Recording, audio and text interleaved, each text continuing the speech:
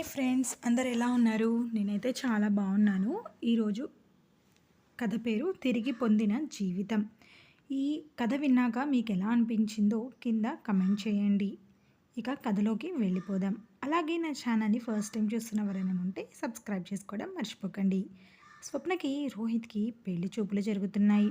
రోహిత్ వాళ్ళ అమ్మగారు అమ్మాయి నచ్చిందా అని రోహిత్ని అడిగారు. నచ్చింది అని నవ్వుతూ చెప్పాడు రోహిత్. స్వప్న తల్లి స్వప్న వైపు చూడగానే స్వప్న సిగ్గుపడుతూ నవ్వుతూ లోపలికి వెళ్ళిపోయింది. స్వప్నకి రోహిత్కి స్వప్న నచ్చటంతో పెళ్లి ముహూర్తాల వరకు వెళ్ళిపోయారు పెద్దవాళ్ళు. పెళ్లి పనులన్నీ ఒక్కొక్కటిగా జరుగుతున్నాయి. ఎంగేజ్మెంట్ డేట్ ఫిక్స్ చేశారు. ఎంగేజ్మెంట్ జరిగిన రోజు రోహిత్ స్వప్న ఫోన్ నెంబర్ తీసుకున్నాడు. స్వప్న ప్రింట్ చేయించిన పెళ్లి శుభలేఖని చూస్తూ మురిసిపోతూ ఉన్న సమయంలో స్వప్న ఫోన్ రింగ్ అయ్యింది. లిఫ్ట్ చేయగానే అవతల మాట్లాడిన గొంతు విని తెలియకుండానే పెదవులపై చిన్న చిరునవ్వు వచ్చేసింది. ఎంగేజ్మెంట్ అయిన రోజు మొదలు వాళ్ళిద్దరూ ఫోన్లో మాట్లాడుకుంటూ సమయం గడిపేవారు. స్వప్న, నువ్వంటే నాకు చాలా ఇష్టం. నేను చాలా ప్రేమిస్తున్నాను. మన పెళ్ళయ్యాక నేను నిన్ను చాలా బాగా చూసుకుంటాను. అసలు నిన్ను కాలు కింద పెట్టకుండా చూసుకుంటాను. నీకు మీ అమ్మా నాన్న ఎప్పుడూ గుర్తుకు రాలేనంత ప్రేమగా చూసుకుంటాను అనేవాడు రోహిత్. స్వప్న రోహిత్ మాటలకి ఎంతో మురిసిపోయేది. ఈ లోకంలో నాకంటే అదృష్టవంతులు లేరు అనుకునేది. అలా స్వప్నది రోహిత్ది పెద్దలు కుదిర్చిన పెళ్ళి అయినా కానీ వాళ్ళిద్దరూ ఒకరికి తెలియకుండా ఒకరు ప్రేమలో పడిపోయారు. అలా ఫోన్లో మాట్లాడుకుంటూ ఒకరినొకరు అర్థం చేసుకుంటూ ఉండగానే పెళ్లి రోజు రానే వచ్చింది. స్వప్న వాళ్ళ చుట్టాలు, బంధువులు, కాలేజ్ ఫ్రెండ్స్ రోహిత్ని చూసి స్వప్నతో, నువ్వు చాలా అదృష్టవంతురాలివి. రోహిత్ సినిమా హీరోలా ఉన్నాడు. మీరిద్దరూ మేడ్ ఫర్ ఈచ్ అదర్ అనడంతో ఎలాంటి సందేహము లేదు అని పొగుడుతూ ఉంటే స్వప్నకు ఎంతో గర్వంగా అనిపించింది. ఈరోజు తన జీవితంలో చాలా ముఖ్యమైన రోజు. ఈ రోజు నుంచి తన జీవితం కొత్తగా మారబోతుంది. తన జీవితంలో ఎన్నో కొత్త కొత్త విషయాలు జరగబోతున్నాయి అని చాలా సంతోషంగా ఉంది స్వప్న. అంగరంగ వైభవంగా పెళ్ళి జరిగిపోయింది. పెళ్లి పీటల మీద ఉన్న స్వప్నని, రోహిత్ని చూసిన అందరూ వాళ్ళిద్దరి జంట చూడముచ్చటగా ఉందని పొగడకుండా ఉండలేకపోయారు. చాలా గ్రాండ్గా పెళ్లి తంతు ముగిసింది. తర్వాత రోజు రిసెప్షన్ జరిగింది. ఆ తర్వాత రోజు స్వప్న అత్తగారింట్లో సత్యనారాయణ వ్రతం కూడా జరిగిపోయింది. స్వప్న జీవితం కొత్తగా మొదలైనట్టు, ఏదో కొత్త ప్రపంచంలో ఉన్నట్టు అనిపించింది. మెల్లమెల్లగా ఇంట్లో చుట్టాలు, బంధువులు అందరూ ఒక్కొక్కరుగా వెళ్ళిపోతూ సందడి తగ్గుతూ వచ్చింది. పెళ్ళైన వారం తర్వాత స్వప్న, రోహిత్ హనీమూన్ ట్రిప్కి కాశ్మీర్ వెళ్ళారు. 15 రోజుల ట్రిప్ తర్వాత షాపింగ్లు, డిన్నర్లు, సినిమాలు, షికార్లు అంటూ మరో నెల గడిచిపోయింది. స్వప్న ఇంతకుముందు ఎన్నడూ లేనంత సంతోషంగా ఉంది. రోజులు ఎంతో సంతోషంగా గడిచిపోతున్నాయి. స్వప్న తల్లిదండ్రులు కూడా స్వప్నకి ఎంతో మంచి సంబంధం దొరికిందని, ఎంతగానో ప్రేమించే భర్త దొరికాడని చాలా సంతోషించారు. అత్తవారింట్లో కూడా స్వప్నని అందరూ ఎంతో ప్రేమగా చూసుకుంటున్నారు. అదృష్టం అంటే తనదే అంటూ మురిసిపోసాగింది స్వప్న. ఒకరోజు స్వప్న, రాహుల్ తమ కుటుంబంతో పాటు డిన్నర్కి వెళ్ళారు. అదొక 5 స్టార్ రెస్టారెంట్. కలర్ఫుల్ లైట్స్తో మెరిసిపోతూ ఉంది. స్వప్నకి చాలా సంతోషంగా అనిపించింది. వాళ్ళందరూ డిన్నర్ చేస్తూ ఉండగానే రోహిత్ అకస్మాత్తుగా స్పృహ తప్పి పడిపోయాడు. ఏం జరిగిందో తెలియక స్వప్న కంగారు పడిపోసాగింది. రెస్టారెంట్లో ఉన్న జనాలందరూ ఒక్కొక్కళ్ళు ఒక్కో సలహా ఇస్తున్నారు. రోహిత్ మొహం మీద నీళ్లు చల్లినా తను స్పృహలోకి రాలేదు. రోహిత్కి ఏమైందో అర్థం కాక భయంతో స్వప్న ఏడుస్తుంది. రోహిత్ వాళ్ళ అన్నయ్య రోహిత్ని లేపడానికి ప్రయత్నిస్తున్నాడు. వెంటనే ఆ రెస్టారెంట్ వాళ్ళు అంబులెన్స్కి కాల్ చేయడంతో రోహిత్ని హాస్పిటల్కి తీసుకెళ్లారు. స్వప్న, రోహిత్ వాళ్ళ వదినలు, రోహిత్ వాళ్ళ అమ్మగారు ఎంతగానో కంగారు పడుతున్నారు. 1 గంట తర్వాత రోహిత్ స్పృహలోకొచ్చాడని డాక్టర్ బయటకి వచ్చి చెప్పగానే అందరూ కాస్త ఊపిరి పీల్చుకున్నారు. అయినా సరే ఇలా ఎందుకు జరిగిందా అని అందరూ టెన్షన్ పడుతూనే ఉన్నారు. కాసేపటికి రోహిత్ని రూమ్లోకి షిఫ్ట్ చేశారు. ఫ్యామిలీ మెంబర్స్ని వెళ్ళి చూడొచ్చు అని చెప్పారు. రోహిత్ రూమ్లోకి వెళ్ళిన రోహిత్ వాళ్ళ అమ్మగారు బోరున ఏడ్చారు. స్వప్న రోహిత్ పక్కనే నిలబడి రోహిత్ని అలాగే చూస్తూ ఉంది. బాధతో, భయంతో తన కళ్ళల్లో నీళ్లు ఆగకుండా కారిపోతూనే ఉన్నాయి. ఆ ఇంట్లో రోహిత్తో తప్ప ఎవరితోనూ అంతగా చనువు ఏర్పడలేదు స్వప్నకి. ఈ రోజు వరకు రోహితే తన ప్రపంచం. ఇప్పుడు తనకు ఏమైనా జరిగితే తన పరిస్థితి ఏమిటి అన్న ఆలోచనలు స్వప్నను ప్రశాంతంగా ఉండనివ్వడం లేదు. రోహిత్ ఆపకుండా ఏడుస్తున్న స్వప్నను చూసి, ఇప్పుడు నాకేం పర్వాలేదు, నేను బానే ఉన్నాను కదా, ఏడవకు అనగానే స్వప్న దుఃఖాన్ని ఆపుకోలేక రోహిత్ని పట్టుకొని గట్టిగా ఏడ్చింది. అంతలో నర్సు లోపలికి వచ్చి పేషెంట్ని రెస్ట్ తీసుకోనివ్వండి, మీరందరూ ఇంకా బయటకు వెళ్ళండి అని చెప్పగానే రోహిత్ని ఎవరో తన నుంచి దూరం చేస్తున్నట్టుగా అనిపించింది స్వప్నకి.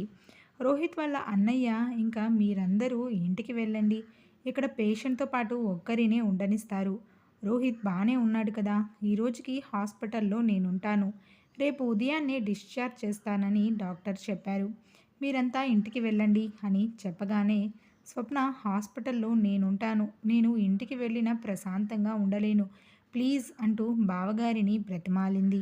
సరే జాగ్రత్తగా ఉండమని చెప్పి అందరూ ఇంటికి వెళ్ళిపోయారు.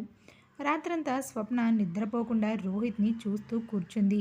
తాను బానే ఉన్నాడా, తనకేమైనా ప్రాబ్లం ఉందా, తను నిద్రపోతున్నాడా లేక అనారోగ్య కారణంగా నిద్రపోలేకపోతున్నాడా అన్న అనుమానంతో మెలకువగానే కూర్చొని రాత్రిపూట రోహిత్కి ఏమైనా అవసరం అవుతుందేమో అని కనిపెట్టుకొని చూస్తూ ఉంది.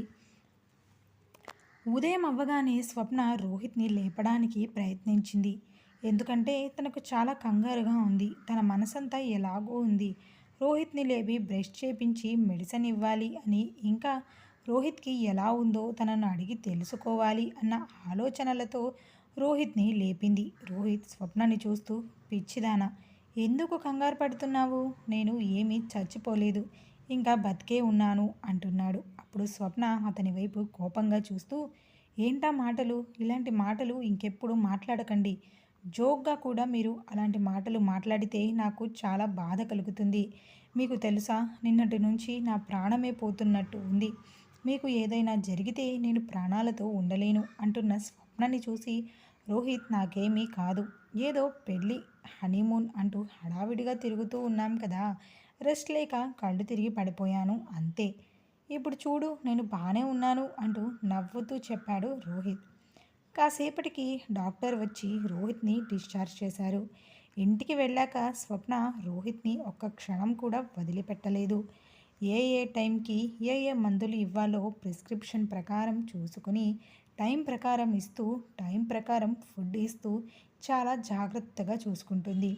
రాత్రి భోజనం అయ్యాక స్వప్న రోహిత్కి మందులిచ్చి పడుకోమని చెప్పి బెడ్షీట్ కప్పి తిరిగి ఆ రూమ్లో నుంచి బయటకు వస్తూ ఉండగా రోహిత్, స్వప్న నాకు నడుము చాలా నొప్పిగా ఉంది, కాస్త ఏదైనా బామ్ రాస్తావా అని అడిగాడు. తప్పకుండా రాస్తాను, అయినా మీరు అలా ఎందుకు నిన్న కళ్ళు తిరిగి పడిపోయారు, ఈ నొప్పి ఎందుకు వస్తుంది, మీకు ఇలా ఎప్పుడైనా జరిగిందా అని అడగగానే రోహిత్, నాకెప్పుడు ఇలా జరగలేదు, నిన్నే అలా అయింది, నడుము నొప్పి కూడా ఇంత విపరీతంగా ఈరోజే రావడం అంటూనే మళ్ళా స్పృహ కోల్పోయాడు. ఆ హఠాత్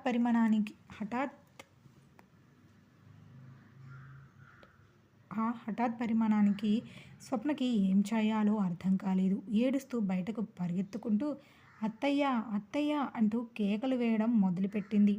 స్వప్న అరుపులకు ఇంట్లో వాళ్ళందరూ హాల్లోకి వచ్చారు. ఏం జరిగిందని స్వప్న అడిగితే ఏడుస్తూ జరిగిన విషయమంతా చెప్పింది. వెంటనే మళ్ళీ రోహిత్ని హాస్పిటల్కి తీసుకెళ్లారు. ఈసారి పెద్ద హాస్పిటల్కి తీసుకెళ్లారు. అక్కడ డాక్టర్లు రోహిత్కి పరీక్షలు చేసి కొన్ని టెస్టులు రాశారు. టెస్ట్ రిపోర్ట్ల కోసం కుటుంబ సభ్యులందరూ ఎదురు చూస్తూ కారిడార్లోనే తిరుగుతూ ఉన్నారు. రోహిత్ పరిస్థితి సీరియస్గా ఉందని, హాస్పిటల్లోనే ఉండాల్సి వస్తుందని డాక్టర్ చెప్పారు. రిపోర్ట్స్ రావడానికి టైం పడుతుందని, ఆ వచ్చాక ఏ విషయం చెప్పగలమని చెప్పారు. ఆ మాటలు వినగానే స్వప్న గుండె ఒక్కసారిగా జారిపోయినంత పనయ్యింది. ఈసారి స్వప్న హాస్పిటల్లోనే ఉంటాను అని అడిగినా ఎవరూ ఒప్పుకోలేదు.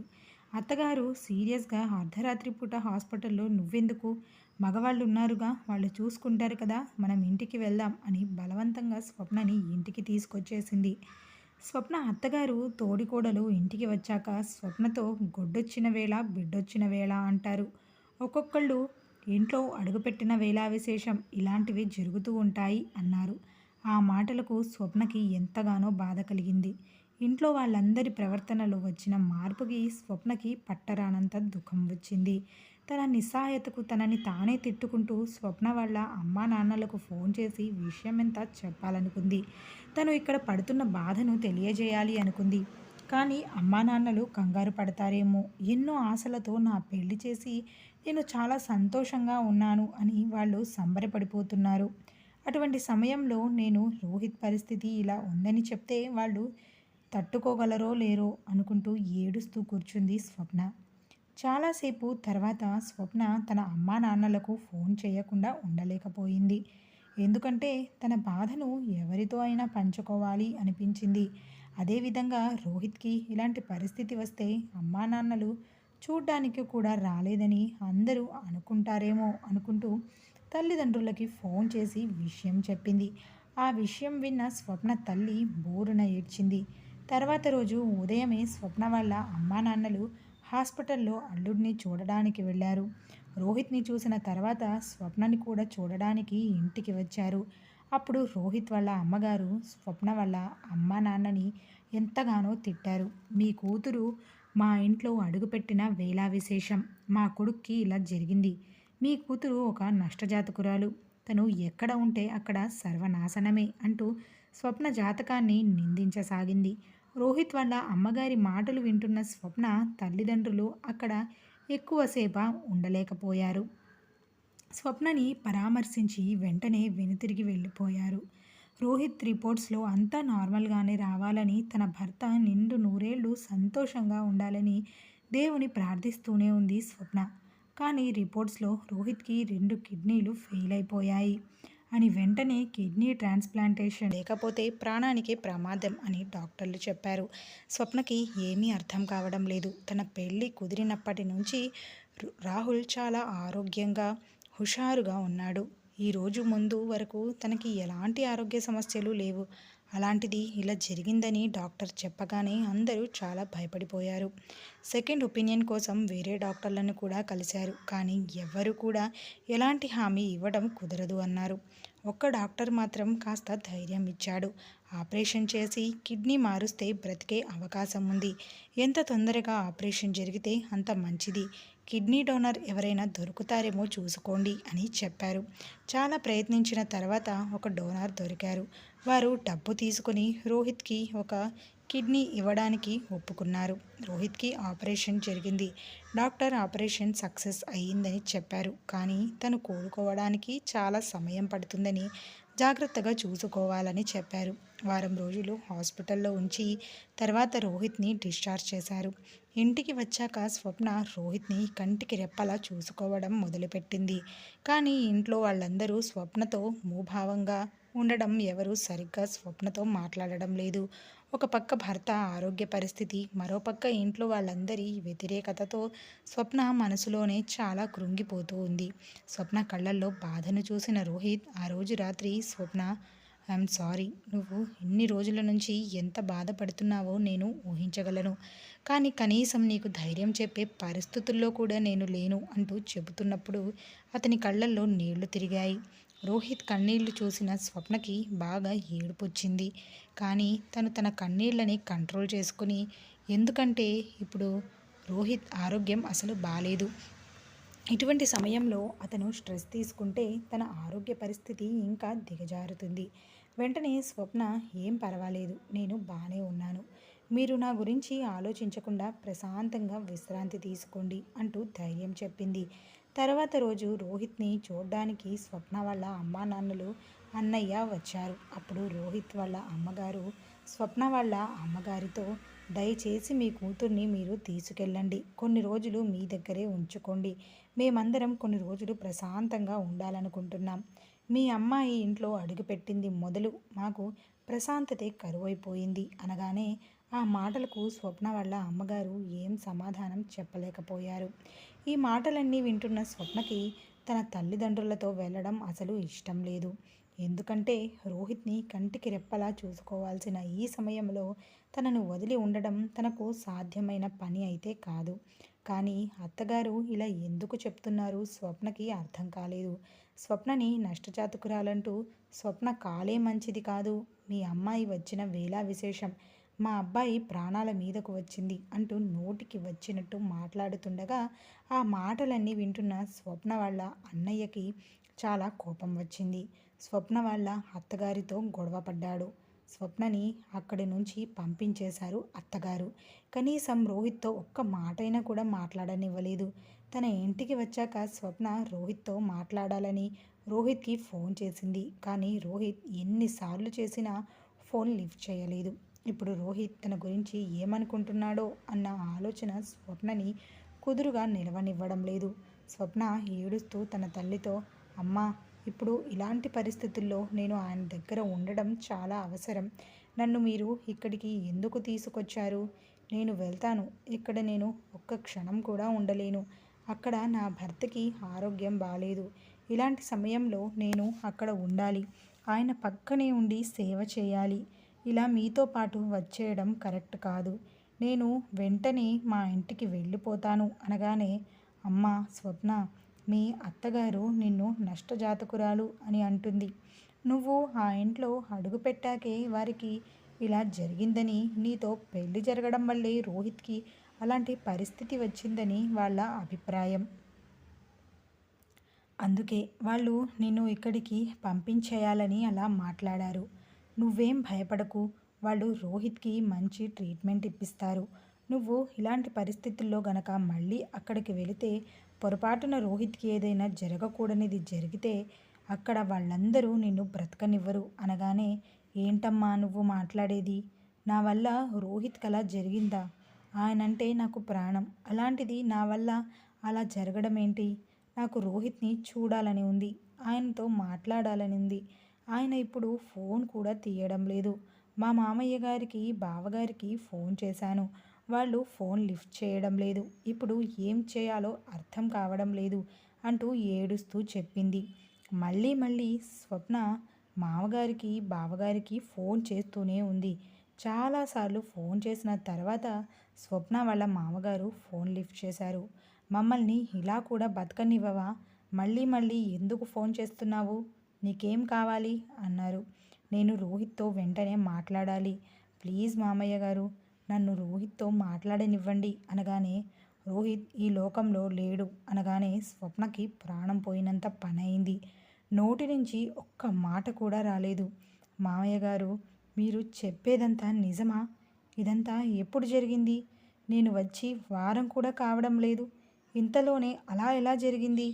డాక్టర్ ఆపరేషన్ సక్సెస్ అయిందని చెప్పారు కదా అని అడుగుతూ ఉండగానే స్వప్న వాళ్ళ మామగారు ఫోన్ పెట్టేశారు.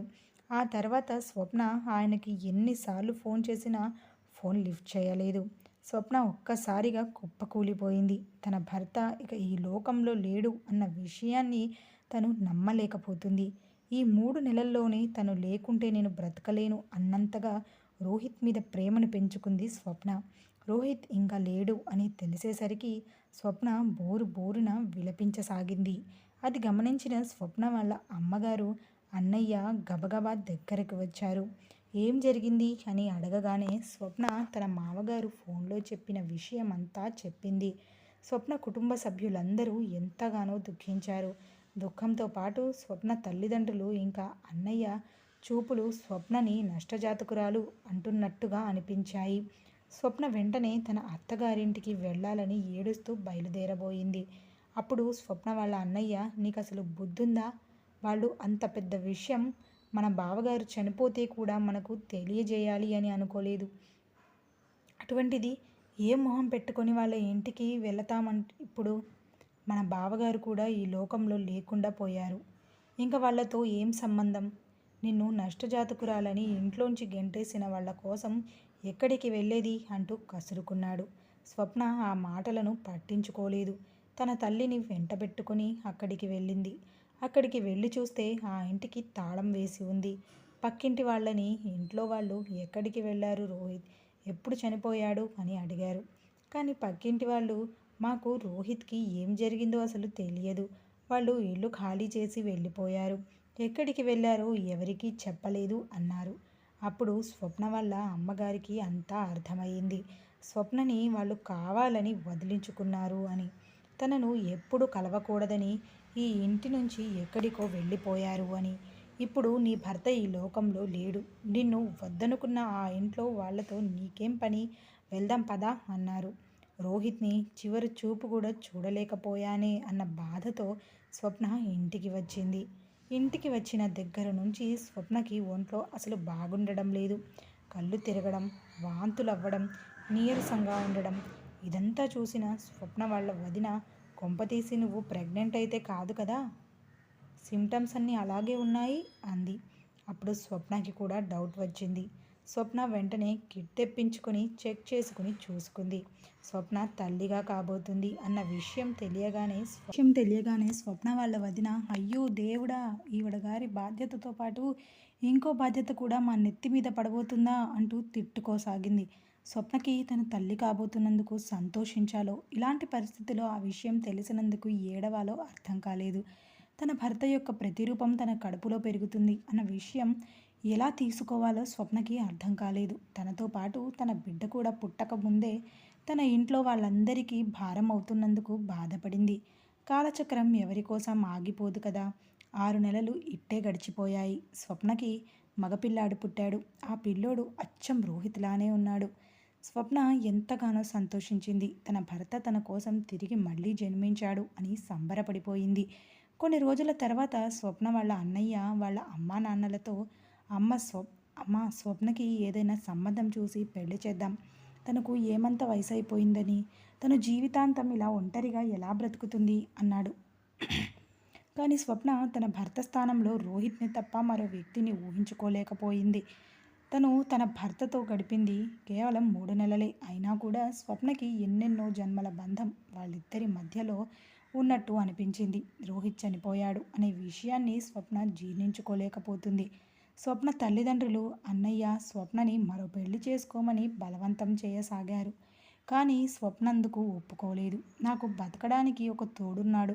నా కొడుకుని చూసుకుంటూ ఈ జీవితం ఇలా గడిపేస్తాను అని చెప్పి, నేను నా కొడుకు మీకు భారంగా ఏమీ ఉండము. నా చదువుకు తగ్గ ఉద్యోగం ఏమైనా చూసుకుంటాను అని చెప్పి ఒక సాఫ్ట్వేర్ కంపెనీలో జాబ్లో జాయిన్ అయింది స్వప్న. తన కొడుకుని స్కూల్లో జాయిన్ చేసే వరకు స్వప్న తల్లి ఆ బాబుని చూసుకుంది. తర్వాత బాబుని మంచి స్కూల్లో జాయిన్ చేసింది. ఇప్పుడు తను ఉద్యోగం చేసి డబ్బు సంపాదిస్తుంది. అందువల్ల స్వప్న కానీ స్వప్న కొడుకు కానీ వాళ్ళకి భారంగా అనిపించడం లేదు. కొన్ని రోజులకి స్వప్న వాళ్ళ అన్నయ్యకి సిటీకి ట్రాన్స్ఫర్ అయ్యింది. అప్పుడు స్వప్న వాళ్ళ అన్నయ్య స్వప్నతో, స్వప్న, నువ్వు మాతో పాటు సిటీకి రా, బాబు కూడా మంచి స్కూల్లో అడ్మిషన్ తీసుకుందాం. ఈ పల్లెటూరులో ఎంత కాన్వెంట్లైనా చదువు అంత బాగుండదు కదా అని చెప్పి ఒప్పించి స్వప్నని తనతో పాటు తీసుకెళ్ళిపోయాడు. అక్కడే తన కంపెనీలోనే వేరే బ్రాంచ్కి ట్రాన్స్ఫర్ పెట్టుకుంది స్వప్న. బాబుతో, ఉద్యోగంతో రోజంతా హడావిడిగా గడిచిపోతున్న రోహిత్ని మర్చిపోలేకపోతుంది స్వప్న. ఇప్పుడు స్వప్న వాళ్ళ బాబు కూడా పెద్దవాడైపోయాడు. అమ్మ నాన్న ఎక్కడా అని అడిగితే, మీ నాన్నగారు అమెరికాలో ఉన్నారు అని చెప్పేది స్వప్న. బాబు ప్రతి పుట్టినరోజుకు స్వప్న రోహిత్ పంపిస్తున్నట్టుగా బాబుకి గిఫ్ట్లు పంపించేది. ఒకరోజు తన ఆఫీస్ కొలీగ్, క్లోజ్ ఫ్రెండ్ అయిన రమ్య తనకు వెడ్డింగ్ కార్డు ఇచ్చింది. తప్పకుండా పెళ్ళికి రావాలని పిలిచింది. తన పెళ్ళికి వెళ్ళకపోతే రమ్య ఫీల్ అవుతుంది అని చెప్పి స్వప్న పెళ్ళికి వెళ్ళింది. పెళ్లి మండపంలో కూర్చున్న స్వప్న పెళ్లి పందిట్లోకి వచ్చిన పెళ్లి కొడుకుని చూసి ఒక్కసారిగా షాక్ అయింది. స్వప్న కళ్ళు ఎన్నో రోజులుగా చూడాలి అని ఎదురు చూస్తున్న మొహమ్మది. తన జీవితం, తన సర్వస్వం అతడే అని నమ్మిన రోహిత్ అతను. రోహిత్ పెళ్లి పీటలపైన చాలా సంతోషంగా ఉన్నాడు. స్వప్న గుండె ఒక్కసారిగా బద్దలైనట్టు అనిపించింది. అప్పుడే రోహిత్ అప్రయత్నంగా స్వప్నని చూశాడు. ఎంతో సంతోషంగా, మరి కాసేపట్లో పెళ్లి కాబోతుందని ఎంతో ఆనందంతో ఉన్న అతని మొహం స్వప్నని చూడగానే మాడిపోయినట్టుగా అయిపోయింది. కానీ స్వప్న మాత్రం నమ్మలేకపోతుంది. తన భర్త చనిపోలేదు, బ్రతికే ఉన్నాడు అని. రోహిత్ని చూడగానే పరిగెత్తుకుంటూ దగ్గరికి వెళ్ళి తనను కౌగిలించుకుని గట్టిగా ఏడవాలనిపించింది. ఇన్నేళ్లు తను మానసికంగా అనుభవించిన వేదన, దుఃఖం అంతా తీర్చుకోవాలి అనిపించింది. ఇన్ని రోజులు నన్ను వదిలేసి ఎక్కడికి వెళ్ళిపోయావు?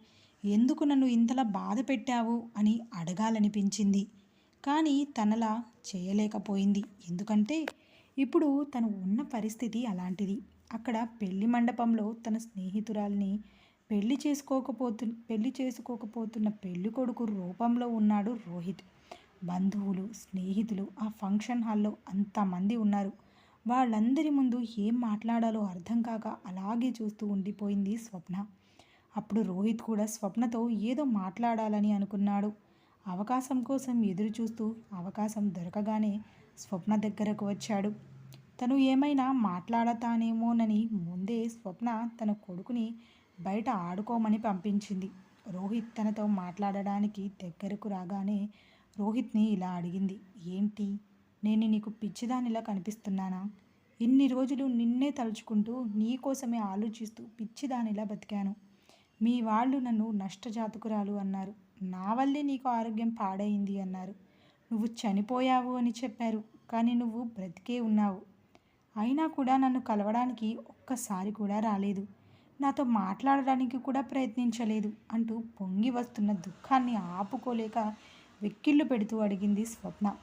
చేసిందంతా నువ్వు చేసి ఇప్పుడు నన్ను బ్లేమ్ చేస్తున్నావా అంటూ గట్టిగా అరిచాడు రోహిత్. నా చావు నన్ను చావమని, అలాంటి పరిస్థితుల్లో నన్ను ఒంటరిగా వదిలేసి వెళ్ళిపోయావు. మా అమ్మ వాళ్ళు ఎంత బతిమాలినా వినకుండా నువ్వు మీ అమ్మతో, అన్నయ్యతో కలిసి ఇలాంటి అనారోగ్య పరిస్థితుల్లో ఉన్న భర్తతో నేను ఇంకా కాపురం చేయలేను. నా నిండు నూరేళ్ల జీవితం ఈ రోగిష్టివాడి కోసం త్యాగం చేయలేను. అతను ఎన్ని రోజులు బ్రతుకుతాడో తెలీదు అని చెప్పి నువ్వు వెళ్ళిపోయి ఇప్పుడు నన్ను బ్లేమ్ చేస్తున్నావా అన్నాడు రోహిత్. ఇంతకీ ఏం జరుగుంటుందో మీకు ఒక ఐడియా వచ్చే ఉంటుంది కదా. ఇక కథలోకి వెళ్దాం. ఆ మాటలు వింటున్న స్వప్న ఇంకా చాలు ఆపండి. మీరు చెప్పేదంతా అబద్ధమే. మీరు నిజంగా డ్రామాలాడుతున్నారు. నన్ను ఎప్పటికీ కలవకూడదనే కదా నేను మళ్ళీ తిరిగి వస్తానేమోనని ఆ ఇల్లు కూడా ఖాళీ చేసి వెళ్ళిపోయారు. మీ నాన్నగారు మీరు చనిపోయారని నాకు ఫోన్లో చెప్పారు. నేను వచ్చి చూసేసరికి ఇంట్లో ఎవ్వరూ లేరు. ఖాళీ చేసి వెళ్ళిపోయారు. నేను నీకు ఎన్నిసార్లు ఫోన్ చేసినా నువ్వు ఫోన్ లిఫ్ట్ చేయలేదు. అసలు ఏం జరిగిందో ఒక్కసారైనా నాతో మాట్లాడాలని నీకు అనిపించలేదు. కానీ తప్పంతా నాదే అని ఇప్పుడు అంటున్నావు. మీ తప్పేం లేకపోతే, మీరు నన్ను వదిలించుకోవాలని అనుకోకపోతే ఇల్లు ఖాళీ చేసి ఎందుకు వెళ్ళిపోయారు అని కోపంగా అడిగింది స్వప్న. మేము ఇల్లు ఖాళీ చేసిన మాట నిజమే. ఆ ఇల్లు ఎందుకు ఖాళీ చేశామంటే ఆ ఇంటికి వాస్తు దోషం ఉందని, అందుకే నా ఆరోగ్యం పాడైందని, ఆ ఇంటి నుంచి బయటకు వెళ్తే నా ఆరోగ్యం కుదుట పడుతుందని జ్యోతిష్యులు చెప్పారు. అందుకే మేము మా ఇల్లు ఖాళీ చేసి సిటీకి వచ్చేసాము. అంతేకాకుండా నువ్వు నన్ను వదిలేసి వెళ్ళిపోయాక నీ జ్ఞాపకాలన్నీ నన్ను చూసి వెక్కిరిస్తున్నట్టు నాకు అనిపించసాగింది. అదే ఇంట్లో ఉంటే నా ఆరోగ్యం ఇంకా పాడైపోతుందని మేము అక్కడే నుంచి వచ్చేసాము అని రోహిత్ అంటూ ఉండగానే స్వప్న వాళ్ళ బాబు అమ్మా అంటూ స్వప్న దగ్గరికి పరిగెత్తుకుంటూ వచ్చాడు. నువ్వు రెండో పెళ్లి కూడా చేసుకొని ఒక కొడుకుని కూడా కన్నావన్న మాట అన్నాడు. నోటికి వచ్చినట్టు మాట్లాడకు రోహిత్. చూడు, వీడు మన కొడుకు. వీడిలో అన్నీ నీ పోలికలే ఉన్నాయి అంటూ ఏడుస్తూ చెప్పింది. రోహిత్ ఆ బాబుని పరీక్షగా చూసి గుండెలకు హత్తుకున్నాడు. ఎందుకంటే అతను రోహిత్కి జిరాక్స్ కాపీలాగా ఉన్నాడు. తర్వాత స్వప్న ఏడుస్తూ బాబుని తీసుకుని పెళ్లి మండపం నుంచి బయటకు వెళ్ళిపోయింది. ఇన్నేళ్లు తన కుటుంబ సభ్యుల మాటలు నమ్మి తన భార్యను దూరం చేసుకున్నందుకు రోహిత్ ఎంతగానో బాధపడ్డాడు. తన కుటుంబం అంతా కలిసి స్వప్న గురించి అబద్ధాలు చెప్పి స్వప్నని తనను వేరు చేశారు అని తెలుసుకున్న రోహిత్ తన కుటుంబాన్ని విడిచిపెట్టి స్వప్నతో, తన కన్న కొడుకుతో మిగిలిన జీవితాన్ని జీవించాలన్న నిర్ణయం తీసుకుని స్వప్న దగ్గరికి వెళ్ళిపోయాడు. ఇదండి ఈరోజు కథ. స్వప్న జీవితంలో కొన్నేళ్లు గడిచాకైనా నిజం తెలిసి స్వప్న, రోహిత్ మళ్ళీ తిరిగి కలుసుకున్నారు. కుటుంబ సభ్యుల జోక్యం వల్ల విడిపోతున్న భార్యాభర్తలు ఎంతమందో మన చుట్టూ కనిపిస్తూ ఉంటారు. రోహిత్ తన తల్లిదండ్రుల మాటల్ని గుడ్డిగా నమ్మకుండా తన భార్యతో ఒక్కసారి మాట్లాడుతుంటే ఇన్నాళ్ళు వాళ్ళు అనుభవించిన మానసిక క్షోభ వారికి కలిగి ఉండేది కాదు. మీరేమంటారు? ఈ కథ మీకు ఎలా అనిపించింది? మీ విలువైన అభిప్రాయాన్ని కమెంట్ రూపంలో మాకు తెలియజేయండి.